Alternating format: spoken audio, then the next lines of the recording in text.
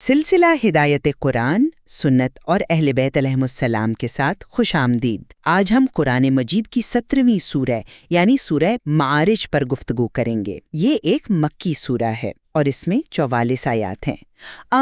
اس سورہ میں قیامت کی ہولناکیوں، انسانی فطرت کی کچھ بنیادی کمزوریوں اور پھر ان پر قابو پا کر نجات حاصل کرنے والوں کے اوصاف کا ذکر ہے۔ لیکن اس کی تفسیر میں ایک بنیادی سوال سامنے آتا ہے، کیا سورہ معارج کا مرکزی پیغام ایک خاص تاریخی واقعے سے جڑا ہے یا یہ انسانی نفسیات اور روحانی نجات کا ایک آفاقی اور آپ کہہ لیں کہ لازوال بیان ہے؟ میں سمجھتا ہوں کہ اس سورہ کی جو کلید ہے وہ اس کے شان نزول میں ہے، جو اسے ولایت کے انکار سے جوڑتی ہے، جبکہ میرا موقف یہ ہے کہ سورہ کو کسی ایک تاریخی واقعے تک محدود کرنا اس کے گہرے نفسیاتی اور آفاقی پیغام کی وسعت کو کم کر دیتا ہے۔ میرے نزدیک یہ سورہ بنیادی طور پر انسان کی بے صبری اور بے چینی کی کیفیت، جسے قرآن حلو کہتا ہے، اور پھر نماز اور دیگر عبادات کے ذریعے اس کیفیت سے نکل کر روحانی سکون حاصل کرنے کے سفر کی داستان ہے۔ تاریخی واقعات جی بالکل اس آفاقی اصول کی مثالیں تو ہو سکتی ہیں، لیکن اس کی بنیاد نہیں۔ تو آئیے اسی نقطے کو سامنے رکھ کر سورہ کا مطالعہ شروع کرتے ہیں۔ بسم اللہ الرحمن الرحیم۔ سأل سائل بعذاب واقع للکافرین لیس لہ دافع من اللہ ذی المعارج۔ کیا جو واقع ہو کر رہے گا، کافروں کے لیے اسے کوئی ٹالنے والا نہیں ہے، یہ عروج کے مالک اللہ کی طرف سے ہے۔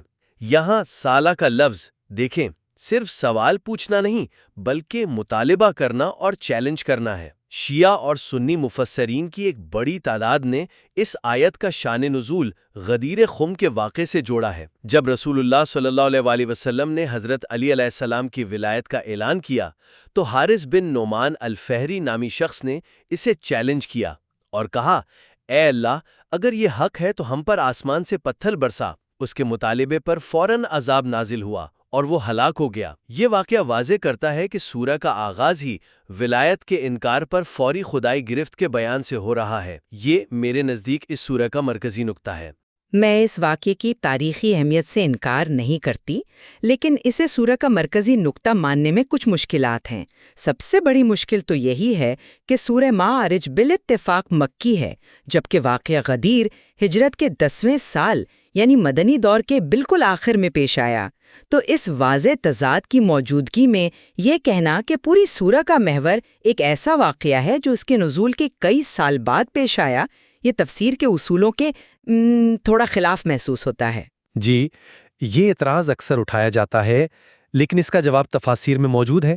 اول تو یہ قرآن کا عام اسلوب ہے کہ مکی صورتوں میں مدنی آیات اور مدنی صورتوں میں مکی آیات شامل ہوتی ہیں، یہ کوئی انوکھی بات نہیں ہے۔ دوسرا، یہ بھی ممکن ہے کہ یہ آیت 2 بار نازل ہوئی ہو، ایک بار مکہ میں ایک عمومی اصول کے طور پر اور دوسری بار غدیر کے واقعے پر اس اصول کے اطلاق کے طور پر۔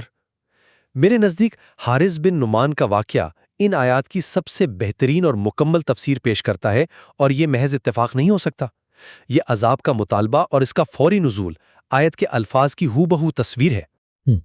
میں سمجھتی ہوں کہ ان توجیہات کو تطبیق یا بعد میں ہونے والے واقعات پر آیت کو منطبق کرنا کہا جا سکتا ہے، لیکن اسے شان نزول کہنا مشکل ہے۔ ایک زیادہ منطقی وضاحت یہ ہو سکتی ہے کہ مکہ کے جو مغرور سردار تھے جیسے ابو جہل اور دیگر، وہ اکثر نبی کریم صلی اللہ علیہ وآلہ وسلم کا مذاق اڑاتے تھے اور کہتے تھے کہ اگر تم سچے ہو تو ہم پر عذاب لے آؤ۔ یہ آیت اس عمومی مکی تناظر میں زیادہ فٹ بیٹھتی ہے۔ غدیر کا واقعہ اس آیت کا ایک عظیم مصداق ضرور ہے، میں مانتی ہوں، لیکن اس کا واحد اور بنیادی سبب نہیں ہے۔ اگر ہم اسے صرف غدیر تک محدود کر دیں تو ہم اس پیغام کو نظر انداز کر دیں گے جو یہ ہر دور کے منکرین اور متکبرین کو دے رہی ہے۔ لیکن اس عذاب کی نوعیت اور اس کے بعد آنے والی آیات میں قیامت کی جو منظر کشی ہے، وہ اس واقعے کی سنگینی کو مزید واضح کرتی ہے۔ ذرا ان آیات کو دیکھیں۔ تعرج الملائکۃ والروح الیہ فی یوم کان مقدارہ 50,000 سنہ فاصبر صبرا جمیلا انہم یرونہ بعیدا ونراہ قریبا۔ فرشتے اور روح اس کی طرف ایک ایسے دن میں اوپر چڑھتے ہیں جس کی مقدار 50,000 سال ہے، پس آپ صبر کریں، بہترین صبر۔ یہ لوگ یقیناً اسے دور خیال کرتے ہیں اور ہم اسے قریب دیکھ رہے ہیں۔ یہاں 50,000 سال کے دن کا ذکر صرف ایک دھمکی نہیں بلکہ اس انکار کے نتیجے کی ہولناکی کا بیان ہے جس کا مظاہرہ حارث نے کیا، اور نبی صلی اللہ علیہ وآلہ وسلم کو صبر جمیل کی تلقین اسی لیے کی جا رہی ہے کہ اس قسم کے منکرین کا انجام اللہ کے ہاتھ میں ہے اور وہ دن دور نہیں جب ان سے حساب لیا جائے گا۔ یہاں میں آپ سے اتفاق کروں گی کہ قیامت کی منظر کشی بہت شدید ہے، لیکن میں اس کی وجہ مختلف دیکھتی ہوں۔ میرے خیال میں 50,000 سال کا دن مومن اور کافر کے لیے یکساں نہیں ہے، جیسا کہ حدیث میں آیا ہے کہ مومن کے لیے یہ دن ایک واجب نماز ادا کرنے جتنا مختصر ہوگا۔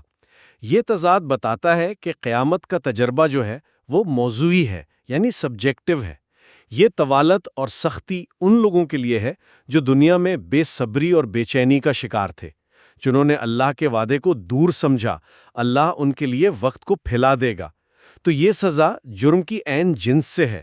اس کا تعلق کسی ایک تاریخی انکار سے زیادہ انسان کی اپنی داخلی کیفیت سے ہے۔ عذاب یومئذ ببنی وصاحبتہ واخی وفصیلتہ التی تؤوی ومن فی الارض جمیعا ثم ینجی کلا انہا لظی۔ اس دن آسمان پگھلی ہوئی دھات کی مانند ہو جائے گا اور پہاڑ دھنکی ہوئی اون کی طرح، اور کوئی دوست کسی دوست کو نہیں پوچھے گا۔ مجرم چاہے گا کہ اس دن کے عذاب سے بچنے کے لیے اپنے بیٹوں، بیوی، بھائی، خاندان اور تمام اہل زمین کو فدیہ میں دے دے۔ ہرگز نہیں، وہ تو بھڑکتی ہوئی آگ ہے۔ یہ شدید خواہش کہ سب کچھ قربان ہو جائے مگر میں بچ جاؤں، یہ اس شدید خود غرضی کی عکاسی کرتی ہے جو انسان کو اللہ کے مقرر کردہ رہبر سے منہ موڑنے پر مجبور کرتی ہے۔ اس نے دنیا میں اللہ کے نمائندے پر اپنے قبیلے اور اپنی انا کو ترجیح دی، آخرت میں وہ اپنے قبیلے کو ہی اپنے بدلے قربان کرنا چاہے گا۔ آپ کا نقطہ دلچسپ ہے، لیکن میرے خیال میں یہ آیات اس سے بھی زیادہ گہری انسانی حقیقت کو بیان کر رہی ہیں جس کا ذکر اگلی آیات میں براہ راست آ رہا ہے۔ یہ خود غرضی اور گھبراہٹ کسی خاص جرم کا نتیجہ نہیں بلکہ انسان کی بنیادی فطرت کا حصہ ہے، جسے سورہ حلوہ کا نام دیتی ہے۔ ان الانسان خلق حلوہ اذا مسہ الشر جزوعا واذا مسہ الخیر منوعا۔ بے شک انسان کم حوصلہ پیدا کیا گیا ہے، جب اسے تکلیف پہنچتی ہے تو بہت جزائے فضا کرتا ہے، اور جب اسے بھلائی پہنچتی ہے تو بخل کرنے لگتا ہے۔ یہی سورہ کا مرکزی نفسیاتی محور ہے۔ حلو یعنی شدید بے صبری، حرص اور عدم استحکام کی کیفیت۔ یہی وہ بیماری ہے جو انسان کو مصیبت میں اللہ سے شکوہ کرنے اور خوشحالی میں اس کی مخلوق سے منہ پھیرنے پر مجبور کرتی ہے۔ حارث بن نعمان کا عمل بھی اسی حلوق کیفیت کا مظہر تھا۔ اسے حق کو تسلیم کرنے میں صبر نہ تھا اور وہ اپنی سرداری چھن جانے کے خوف سے بخل کر رہا تھا۔ بالکل، میں اس سے اتفاق کرتا ہوں کہ حلو ہونا انسان کی کمزوری ہے، لیکن قرآن فوراً اس کا علاج بھی بتاتا ہے، الا المصلین یعنی سوائے نماز گزاروں کے۔ اور پھر ان نمازیوں کی جو صفات گنوائی گئی ہیں وہ محض عبادات نہیں بلکہ ایک مکمل سماجی اور اخلاقی ضابطہ ہیں۔ یہ وہ لوگ ہیں جو اس بے صبری اور خود غرضی پر قابو پا لیتے ہیں، اور ان کی پہلی اور آخری صفت نماز ہی ہے۔ الذین هم علی صلاتہم دائمون والذین هم علی صلاتہم یحافظون۔ وہ جو اپنی نماز پر ہمیشگی اختیار کرتے ہیں اور وہ جو اپنی نمازوں کی حفاظت کرتے ہیں۔ یہاں فہرست کا آغاز نماز پر ہمیشگی سے اور اختتام نماز کی حفاظت پر ہوتا ہے۔ یہ ساخت نماز کی مرکزی حیثیت کو واضح کرتی ہے، جو انسان کو خالق سے جوڑ کر اس کی تمام نفسیاتی کمزوریوں کا علاج کرتی ہے۔ جی بالکل، اور یہ نقطہ میرے موقف کو مزید تقویت دیتا ہے۔ اگر سورہ کا مقصد صرف ایک تاریخی واقعہ کا رد عمل ہوتا تو یہاں صرف ایمان اور اطاعت کا ذکر کافی تھا، لیکن قرآن یہاں ایک مکمل روحانی پروگرام پیش کر رہا ہے، اور ان دو آیات نماز پر ہمیشگی اور نماز کی حفاظت میں بھی بڑا لطیف فرق ہے۔ ہمیشگی یعنی دائمون سے مراد نماز کو کبھی نہ چھوڑنا، اسے زندگی کا معمول بنا لینا ہے، جبکہ حفاظت یحافظون کا مفہوم زیادہ گہرا ہے۔ اس سے مراد نماز کے آداب، شرائط اور اس کی روح یعنی حضور قلب کا خیال رکھنا ہے۔ یہ محض ایک عمل نہیں بلکہ ایک کیفیت کو سنبھالنا ہے۔ تو یہ اس بات کی دلیل ہے کہ سورہ کا اصل موضوع انسان کا باطنی سفر ہے، نہ کہ کوئی خارجی سیاسی واقعہ۔ لیکن اس باطنی سفر کے لیے ایک خارجی رہنمائی کی بھی تو ضرورت ہے۔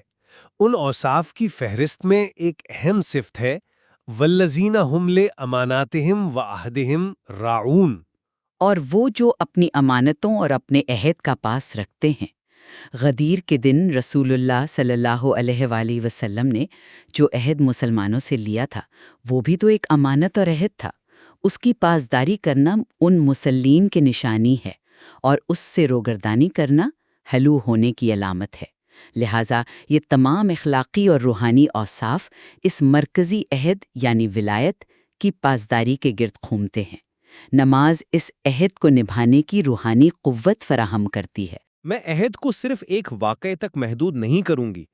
انسان کا اللہ سے کیا گیا عہد الست بھی اس میں شامل ہے، اس کا اپنے ضمیر سے کیا گیا عہد بھی شامل ہے، اور اس کے سماجی معاہدات بھی۔ اسے صرف ولایت کے عہد سے جوڑنا باقی تمام امانتوں اور عہدوں کی اہمیت کو کم کر دیتا ہے۔